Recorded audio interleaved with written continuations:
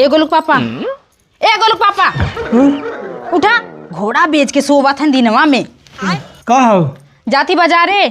और सुना, जितना सरसों हन पीट नाया और गोरू निकाल दिया बाहरे और लड़कन के अच्छे से नहवा धोवा दिया और किचन साफ कई के ओकर एक बाल्टी पानी धर दिया। इतना काम कई नया जाती बाजारे, अब हम लेट हो। हाँ जो ये मन तोर दोस्त ना ने देख ले भाई लोग।